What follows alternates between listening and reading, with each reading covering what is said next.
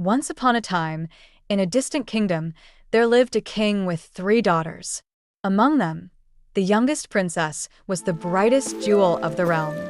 She was admired not only for her beauty, but also for her carefree spirit. My daughter, you are the light of this palace.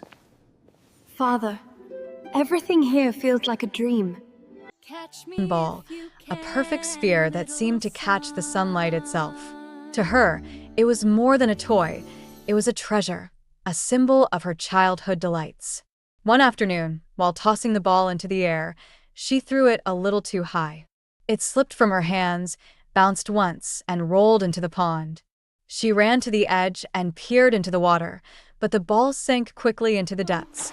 Please, come back. It was my favorite, my only treasure. The princess burst into tears, mourning not only the ball but the loss of what it represented, her perfect, glittering world. From the still water, a frog emerged, green, wet, and strange, with bulging eyes and a rough voice. He spoke.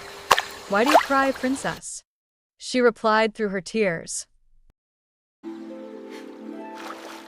My golden ball has fallen into the pond.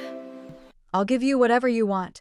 Fine clothes, jewels, treasures of the kingdom."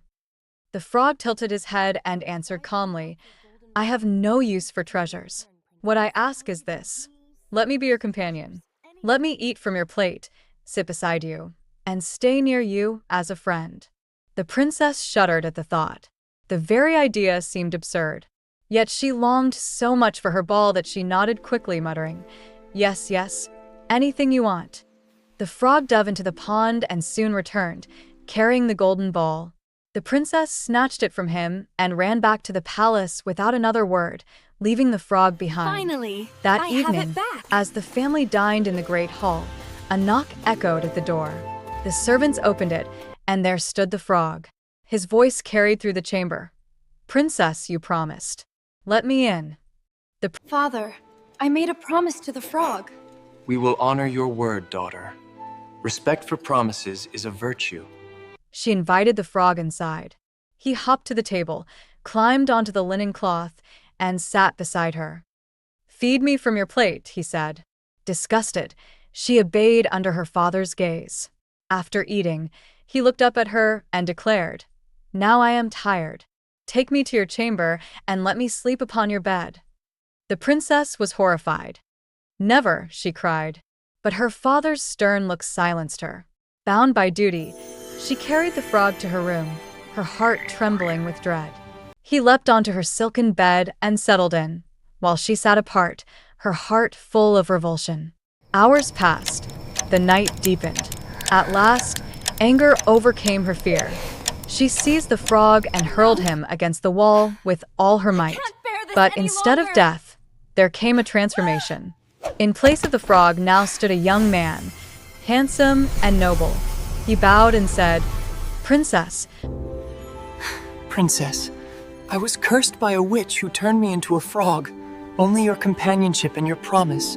By your hand, I am free. The princess, stunned and humbled, realized the truth. What she had rejected with disgust was, in fact, a gift in disguise. The stranger she had despised revealed himself as a prince. Soon after, they were wed in a celebration that lit the entire kingdom.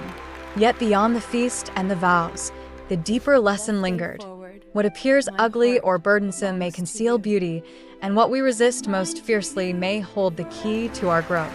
The halls of the palace rang with joy, but in quiet moments, the princess reflected on what had passed, learning courage, duty, and the meaning of her promise.